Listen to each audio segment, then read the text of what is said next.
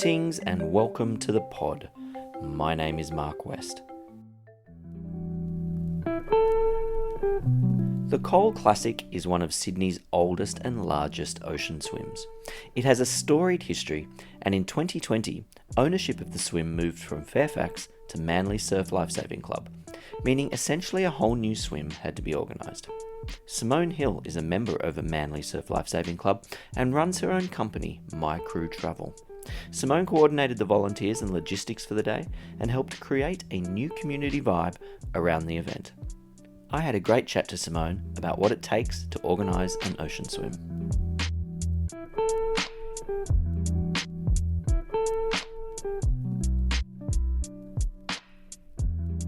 My Crew Travel is my company. So I've got two small businesses. One's called My Crew Travel and one is Simone Hill Travel and Events. So My Crew Travel came to organise the Cole Classic this year.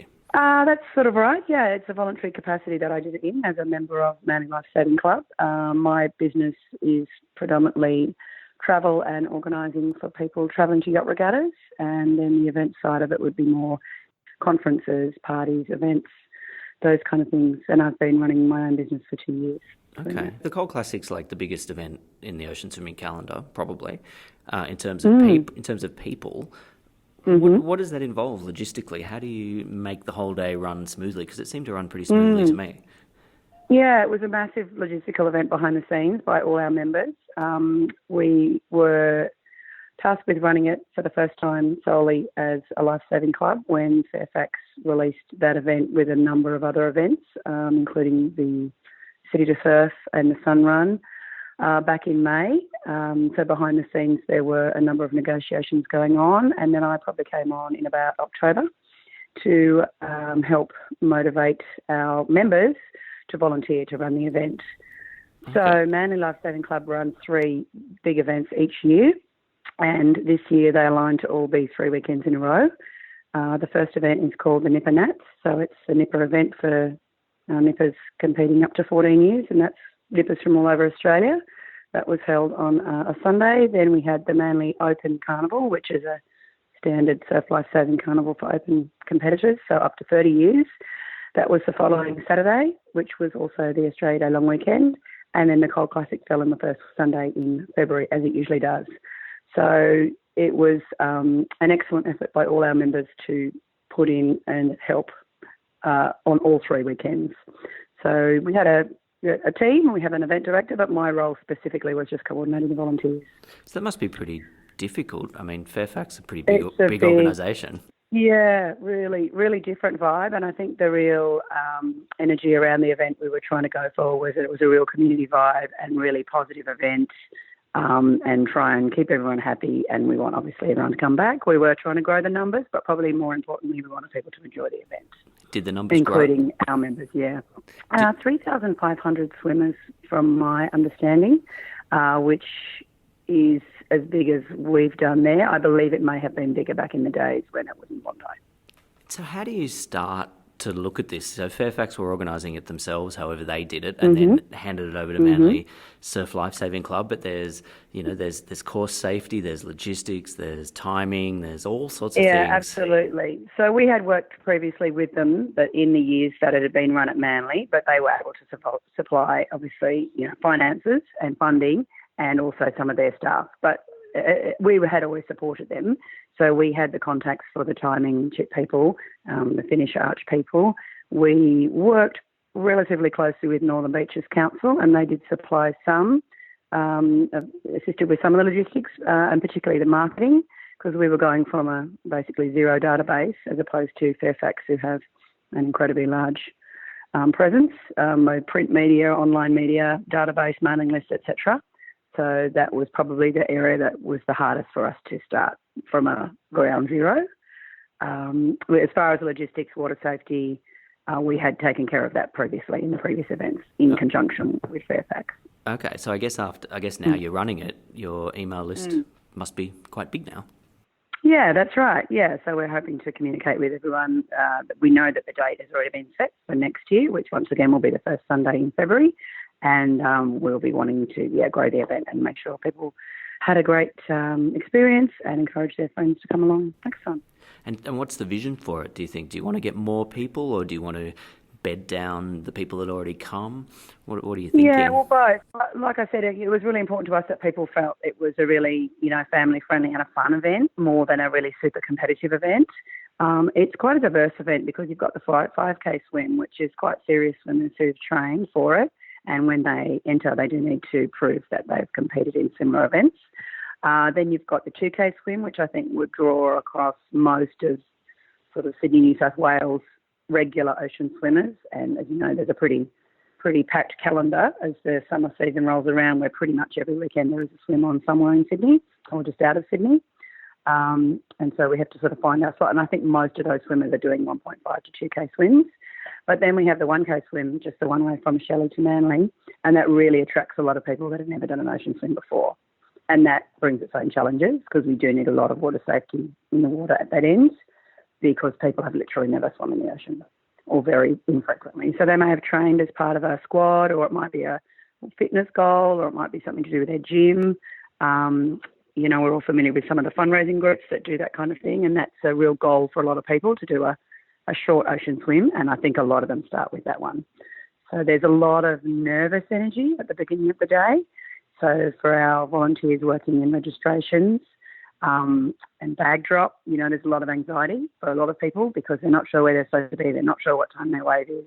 They're not sure how long it's going to take to walk around. They don't want to walk around without their shoes. They want to know where the bathrooms are, et cetera, et cetera. So you really have to manage that expectation for those people, and I really let all my volunteers know that people are going to be anxious, and just to really be calm and really explain things carefully. But by the time they finish their swim, they're thrilled and they're excited and they want to tell everyone, and they're just joyous and absolutely elated, and they're much easier to deal with or much more pleasant to interact with us. Well, I remember my very first ocean swim was the Cole Classic 1K 10 years ago, I think. So, and I guess it's because it's the one people know. It's got quite a lot of brand recognition. Yeah, well, it's a combination of it being a name that people have known for a long time. I mean, I have swum it when it was previously on the other side of Sydney, and obviously now that it's in Manly. But also Manly itself is such a destination that so many people have grown up with and known, and people in the country have come here and had holidays, or they had a grandparent living here, or they live in another part of Sydney but taken the ferry. And it's a great day out, you can come for the morning and then stay and have lunch and enjoy all the other parts of Manly as well. Yeah, so if you might not want to answer this question, but did Fairfax give it to Manly for free? That's what I heard. Yeah, that's my understanding. They didn't want to run it at all anymore, and we wanted to keep running it, so we put our hand up to say that we would like to run that without there being any financial transfer involved, because obviously we're a volunteer club. We don't have the money to buy an event as such. Oh, well, that's amazing. Like, I'm just thinking of that brand. It is amazing, and it would have been an absolute tragedy had it just gone, because it's such an iconic swim. Yeah, I agree. So do you know much about the history of it? Because I don't. I know that it started in Bondi, and you said you'd swum it in Bondi. Yeah, which was obviously a while ago. My understanding was a gentleman called Graham Cole was the founder, and he is no longer with us, and his sons run it in his memory. I hope that's correct. I hope I have that information right. I believe he has two sons, and they are the ones that wanted to continue the legacy. It may have started in the same way that most of the ocean swims started. I think it was probably a group of friends who swam regularly at the beach, and they probably said, let's have a competition one Sunday. And it probably started from there, I think, and probably in conjunction with the club that they were a member of, which is the Bondi Bathers Club or Surf Life Saving Club, or whatever you want to call it over there, yeah. So, and then I think it grew and grew from there. And from memory, that was probably in the maybe late 80s, mid-90s, I would say. I was probably swimming it then, I think, yeah. So it's certainly been around for a while, yeah. And the continuity we've continued is still liaising with the Cole family.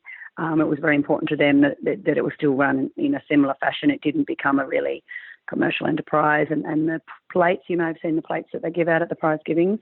They're handmade ceramic plates, and we've continued that style trophy because that was obviously very important to them, that there was some kind of continuity to how it had been run before. So, yeah, we're, of course, very happy to work with them to keep making it a successful event, and so that it doesn't die away. Yeah. Yeah, I love those plates. Not that I'm ever going to receive one, but everyone wants a plate. And some of our members, one of our members actually, Denise Elder, was one of the very first women in New South Wales to complete her bronze medallion, which is our surf life saving qualification. She has so many. She wins nearly every year her age group as she's gone up through the age groups. And yeah, what an amazing thing to have on collection of them. Oh, it's fantastic. Yeah, and so are you going to get in the water anytime soon again? I'm hoping so. I'm coming back from a bit of an injury from a couple of years back. I've had a little bit of a hip replacement and one more on the way. And then, next season I should be totally back, which will be great. Oh, that's good. So swimming's pretty good. You can do it for most injuries, It's a pretty good rehab for most things. So I think that's why so many people, do it as a goal, because it's hard for a lot of people to take up running. But with swimming, you can get a coach and you can become relatively good at swimming in a relatively short amount of time, I believe, yeah. And I think once you get over the anxiety of being off the coast, which is a legitimate anxiety, but once you kind of can push through that, you can take your time. It is a safe, especially the 1K Cole. It's not too bumpy. Oh, it's absolutely beautiful. I mean, ocean swimming is something that society needs more of because, everybody wants you to meditate and be mindful, but if you're in the ocean, that's exactly what you are. You're aware of your conditions and you're thinking about your swim, and that's all you're really thinking about. You're not on your phone, you're not looking at a screen, you're not worrying about that week at work. You're literally just right in that zone, in the ocean, in your element, enjoying the swim. And I think that's why so many people get so many benefits from it. Yeah, it's amazing.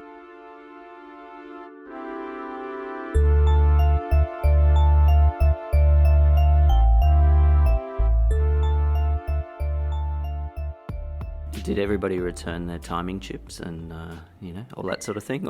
Yeah, absolutely. Yeah, I think we had one lost on the way over, and I think we had a couple dropped on the way back. But, all returned all safe and sound, as were all our swimmers, which is very important. Yeah, so water safety is a huge key for us in this event, and it really draws on all of our resources to have IRB drivers, IRB crew, jet ski drivers, people on boards, people with tubes, and that pretty much takes up all our qualified members. Anybody who is qualified to do water safety, we want them in the water, which means we really have to draw on other members and other people in the community to do more, the tasks that are on the land, basically. So collecting timing chips, as you said, we put all them, take them off everyone's legs and put them in a bucket. We had, obviously, a cup collection there that was going on, had people handing out fruit. One of our generous sponsors donated all the fruit, making sure everyone's had water. We had our first aid staff at both ends, checking over people. I mean, the bag drop itself is a massive logistic exercise. And two of our members just took that on. They'd never done it before. And they said, we'll devise a system, we'll make it work. Look after 3,000 bags, make sure they all get back to the right people. That's a really big thing, and that security. So, people really stepped up. I was amazed. And everyone worked so well together. And credit to our event director, who his whole idea is to empower people to make decisions for themselves. So if somebody needs something, we all just pitch in and do it. And if somebody says, I think this is a good way to do it, we just support them and say, yeah, that's great. That's a great idea. Let's go ahead and do that. So a lot less committee meetings and a lot more just empowering people to say, right, you're running this, you get the right people, you do it the way you want to do it, and it'll be a success. And then, of course, we've had feedback. We've had a lot of, debrief and feedback meetings because that's the only way we're going to get better. Yeah, well, given the amount of volunteers, it feels right that it's run by the surf club as opposed to a corporation trying to make a profit out of it. Yeah, I think people really felt that too. I think in the past some people have felt it had become a little bit corporate, perhaps. And I think people don't like giving their money. Swim fees are becoming more and more expensive, like everything else in society. But it's really lovely when you give it to a club where it's going to charity, or it's basically going to support surf education, which really all these people who swim want that. They want to be safe in the water, and they want to know they can go to their local surf beach and have people looking out for them. Yeah. Yeah. And did you work with North Stain and Freshwater? Because I know for the 5K, that goes all the way up the beach. No, that was all our members, Right. So that's a fair footprint. We may have had one or two of their IRBs assist us, and we did have, obviously, the council and the council lifeguards 100% on board. They make the call on where the course was going to run on the morning. And as you're aware, this particular year, it did have to run the other way. We weren't finishing where we thought we were going to, and that's made by the lifeguards on the day, depending on the conditions. And we do use the resources of the council's jet skis. Jet skis are, an incredible resource. You can get someone out of trouble to have them hold onto your board, but to actually get them back to shore, it's so much more efficient to use a jet ski. So yeah, we do rely on them for those things. But yeah, all the rest was our members. So lots of cajoling. We have a really diverse member base, and a lot of them don't even use Facebook or social media. So there's a lot that you can't just put out a post and say, hey, we need somebody on Sunday from 10 till 2. You have to really chase people down in person, attend training sessions, go to board meetings, follow up life members. And a lot of life members are absolutely thrilled to be involved, but they might just want to help, filling up water bottles or cutting up sandwiches. Yeah, but everyone's got a skill. And for me, my main goal is that if you want to volunteer, I want you to do it when it suits you and in the role that you like doing it, and preferably with the people that you like being with. So there's absolutely no point in me saying to them, I need you in an IRB at 1 o'clock when their kids are playing water polo and they say, look, I can only do 9 till 10. I say, great, come down then. Or I don't really like being on a board, I only want to hold a tube. Or, I'm not comfortable speaking to people, I don't want to be up front. Okay, fine, you can do something like that. And that really works, especially on 3 weekends in a row, to get people to come back after that second weekend to come and do something on the third weekend. They really have to be happy volunteering and feeling rewarded, because it's super rewarding, obviously. And having the T-shirts, those really beautiful bright blue T-shirts, which we're seeing all over Manly now, really made people feel part of a crew, and really made it easy for competitors to approach them and ask questions, because they were really visible, I felt. And we'll definitely be continuing that next year, because that was great to be part of that sort of Blue Army. Yeah, that was great. And so how does it work with the council? Because with something like the City to Surf, the council literally has to close a road or lots of roads, but you don't have to close the ocean, do you? How does that actually work? No, that's right. So yeah, the council, so the two events have previously been run together by Fairfax. So there's the Sun Run, which occurs on the Saturday morning, and then the Coal Classic, which is on the Sunday. And while they both were released from Fairfax, we were working together. The council particularly took over the Sun Run, so they were able to close the roads from Dee Why to Manly and use their staff and use their facilities to run that successfully. But with the Coal Classic, as you say, they don't have a lot of say over the ocean, other than that their lifeguards are protecting people and making those final decisions, which is the lifeguards particularly run the beach every weekend when we're on patrol. They have a higher authority than we do as volunteers. Yeah. If there's ever an incident, they're always involved, which is good. Yeah, and so that's interesting. So the Sun Run is a separate event it's now. It's now pretty much a separate event, yeah. That's really a Northern Beaches Council run event now. And then Manly Life Saving Club is just running the Coal Classic. We didn't want to run the Sun Run. That's not really part of our core sort of area. We really, obviously for life saving clubs, the main thing is safety on the beach and encouraging people to swim between the flags, training up our younger members. Our NIPA program, is a massive success, really popular, and the NIPAs and Opens and Masters itself do compete, but that's not our main focus. Our main focus is education and saving lives on the beach. Okay. Yeah. And so what's the future of the swim? You're not going to turn it into a triathlon or something? What's the future? No, I don't think so. I think definitely next year we'll just be building on the successes of this year. For us, logistically, it's going to be a lot easier because we know what worked and what didn't work. There was nothing significant, I think, that we needed to change. Probably just more communication earlier. And now we do have that database that will make life a lot easier too, getting things into place a bit earlier and knowing sort of those timelines, yeah. And having the right people in the right roles. I think most people who took on a role this year were happy to step up and do it again next time, or we have identified roles where we could have put qualified people sort of more, once again, back into water safety, where we need our qualified members, and then trying to get more people to run the other land tasks. For example, a bag drop could be run by a number of people, so long as they had the right blueprint and the right information was all written down for them to do that. So lots of documentation, yeah, like running, a small business or a big business. Once it's all written down and there's a plan and people can follow it, they're not always coming back to you, which is important. Yeah, I mean, as a participant, I mean, I did the 5K, so I was there kind of early, but Mm. I thought it had a good vibe, and obviously I had no issues logistically or anything like that, except for getting there because it's Manly. But apart from Yeah. that, Welcome to my world. yeah. I have a scooter. Apart from that, I No think car parking. no, there's no car parking. It seemed to run pretty smoothly on the day. The only difference I found with it is that it's really long. Like the last wave's not going off till almost midday. It's a really That's big, very long true. event. We've definitely had that feedback from a number of competitors. Interestingly, we did actually, the last wave left earlier this year than it did last year. So even though it felt really late, it actually had always become quite a late swim.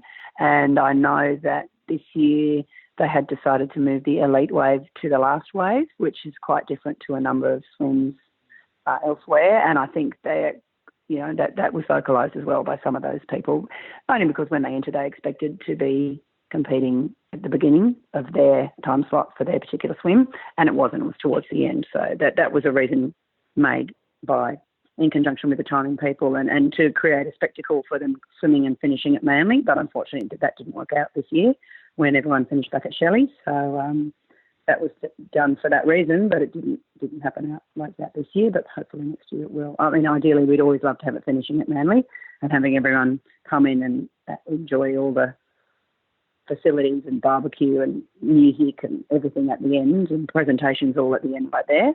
And then everyone else staying around and watching the elites finish would be the goal. But nature has her way. So she won on the day. Yeah, and I mean, a long event, that's kind of a victim of your own success, really. There's not much you can do unless you start everything really early, and that's probably not ideal either. So and logistically, that can make for a really long day for everyone as well, too. Yeah. I think there's a couple of things around colours of caps and wave times. I think there was a late change in perhaps the 2K that did cause a little bit of confusion. So once again, we want to make sure that's really clear next year, just that really clear communication. So like I said, when everyone's anxious, same as you, they've come to Manly, they've had trouble maybe getting a park, they're anxious that they're going to miss their time, etc. That's when you just need to have everything really clear and really calm and that everyone exactly knows where they need to be. I think that's really important for people in their enjoyment of the day, yeah. And so is My Crew Travel going to branch out and become an ocean swimming organising event into the future? Oh, wow. I haven't thought of that. I'm really doing it, as I said, as a voluntary capacity. I've been a member of Manly for approximately 15 years. Like many of our members, I became involved when my daughter became nipper, so that would have been in 2005. And not being a person who likes sitting on the sidelines, became immediately involved with the nipper program, became an age manager, became a qualified coach, went through that. She then left the movement when she was 14 and I stayed on. I'd already started competing as a master and I haven't grown up in a surf lifesaving family at all. Definitely a Stillwater, Balmoral swimmer and sailing family. So it's been amazing. It's been a really fabulous thing to be a part of. I think the best thing about surf lifesaving clubs is that everybody's an equal. So you're training or you're participating or working alongside, literally anyone, and you're all standing there in your swimming costumes, exactly the same as an ocean swim. So you've got doctors and lawyers and magistrates, and you've got plumbers and tradies and teachers and mums and dads, and even their age range is really fabulous too. So for our younger members, we really, really try and encourage our opens to get really involved, and then they might be mentored by other people or they meet life members, and the nippers look up and can see that their kids that used to be nippers are now competing and they're, really acting as mentors. So I think all of that is just so important in society that you're all on the same page and you're all part of a club. So, yeah, and that sort of sense of belonging. So I literally do it because I love the club, and I can tell you I get way more back from it than I put in. Yeah. Mentally, emotionally, because it's just so rewarding, yeah. And people really appreciate that you put your time in, yeah. How many days did it take to recover? It was probably a pretty big week. I think we did actually celebrate our successes that evening. I will share that with you. The bar was certainly open, but being clubbies, we probably all left by 9 o'clock because we wanted to go home and sleep. Yeah. And I think most people were probably training, if not the next day, definitely by the Tuesday. Most people were back on the beach training. So, yeah, our squad trains at 6 a.m, at least 5 days a week. And as I said, you just had State Masters the last 2 days, so people had that as a goal in mind. So it's the busy end of the season. We've had branch carnivals and other East Coast Masters events. So, yeah, people love their training. It's the best way to start the day. Just absolutely the best way to start the day. Yeah, watching the sunrise and being with your mates, yeah.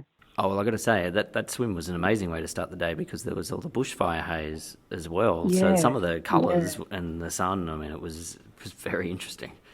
Yeah, and a huge shout out to our photographer, Tim Elwin. We haven't worked with him before. He has become a really valued member of our club, and he had a couple of, in light of what I was just saying before, he actually took on one of our members' sons who's only 14 or 15, who has an interest in photography, and had the drones and had all the photos going. And yeah, I mean, his photos are incredible. So his company name is Urban Ripples. So he's on urbanripples.com. And I think that really captures it. I think that's really important for a lot of competitors to say, hey, I did this, and look, here's a picture of me doing it, you know. Yes. Everybody lives for their social media, you know, like travelling and the Insta generation. So some of those colours, and cap colours and yellow boards and fluoro rashies, they really pop. They look amazing. Oh, they were amazing. And drone footage, and that's a very new thing, but it's very cool. Yeah, and it always takes quite a lot of getting it all through council and, you know, with North Head and... Of course, you need the permission to fly. Yeah, you can't just pop a drone up whenever you feel like it. You do have to go through all the right channels. So I wasn't involved with that, but I know that they did have to do a fair bit of prep work to make that happen. Yeah. There's an aspect of event organising most people probably haven't thought of. You can't, you know, you got to get permission from the aviation authorities to put a drone up to take photos. Yeah, we're limited as a club to how many large events we can hold at Manly, because Manly Council, which is now Northern Beaches Council, already has a number of events. For example, I think 2 weeks ago I was down there. There was the Volleyball Fest on in the volleyball courts at North Stayne. Then you came down a little further and the Manly Inflatable Boat Race, which is hysterical, also running from Shelley to Manly. Everybody in inflatable crafts, all in fancy dress, was running there. And then you came around to the wharf side and there was the end of the Bridge to Beach surf ski paddle. So people had all started in Kirribilli and paddled to Manly. And they were all in Manly on the same day, on a Sunday, with normal number of tourists, normal patrols, normal nippers, normal cricket going on in the Oval. It was all going on. So, yeah, we can't run anymore. I believe we're already at our sort of quota for how many large events we can run each year. Wow. That might be 5 or something like that, yeah. So, yeah, just more of the same, and more successful and more people being happy and being involved. I think the 1K definitely encouraging those people who haven't done an ocean swim before. Like you say, it's the ideal one to start with. You can see the bottom the whole way. You know you're going to be really supported. Your friends and family can watch from that sort of walkway all the way along, which is great. Often a lot of ocean swims go right out to sea and your friends and family can't really see what's going on. So I think that's a nice part of it, and people being able to do that together with their friends. Yeah, and then I think we're keeping that 5K too, because there aren't as many longer swims in Sydney. You would know, being a 5K swimmer, I think it's really important to offer that to people who love that more endurance event, for sure. I think it's a tough distance, but it's a good distance. I know the Cole offered, I think it was a 9K a few years ago. I can't remember where it started, but it finished at Shelley. They did. Yeah, they did. But I wondered if that was just too much. I think that was a time frame thing too. I know a number of people that trained for that. I know it was a good event when it ran, but it's just the logistics having people tied up for that amount of time then took away from the numbers we could accept for the other events. And I think it's important to have those other events. Yeah, that's right. And a different location, right? Because it started somewhere else. Yeah, I think it did start off DY or South Curl perhaps, past, I think it went from South Curl past Freshwater all the way along Queenscliff, North Stayne, Manly, and then finished at Shelley. Actually, there is another event coming up in a few weeks from Palm Beach to Shelley. We're not involved in that, but out of interest, that's quite a long swim. I have heard of that. That's going to be Australia's longest endurance swim, from what I believe. I think so. That's 22K, something like that. Yeah, that's actually organised by Tim Garrett, who was on the podcast a couple of episodes ago. Oh, so, there you go. There you go. Okay. Well, it's working because I've heard of it. In fact, someone contacted me from Western Australia the other week asking if I could help organise some assistance crew and boats and paddlers, etc. So, okay. The very famous Shelley Taylor Smith, who is a very good friend of Manly Surf Club. Oh, She, right, okay. Yeah, she always swims with us when she's here. Yeah. Okay. Yeah, I mean, that'll be an amazing swim. To do the endurance swimming well. Well, that's way out of my league, that 20K swim. But interesting to see people come in. No, it doesn't appeal to me at all, no.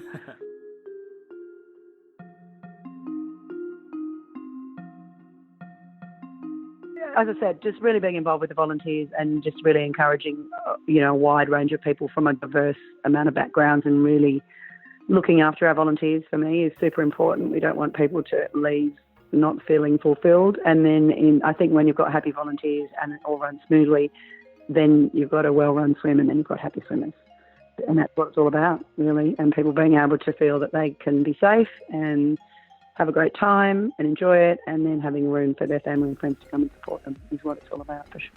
Yeah, I agree with that. And it was great meeting you with your recycling. I think that's really important, so I know we'll be doing that again next year too. I've still got some of the caps under my desk, so yes. I hope you've rinsed them. They were getting a bit stinky. Yes, they're going to need a rinse. Yeah, perfect. Yeah, cool. Thank you very much to Simone Hill for taking the time to talk to us about how to organise an ocean swim. If you'd like any more information on anything you've heard in this episode, for instance on the history of the Cole Classic or Simone's work, get over to the website at www.thepodpodcast.net. That's www.thepodpodcast.net. My name's Mark West. I'll catch you next time on The Pod.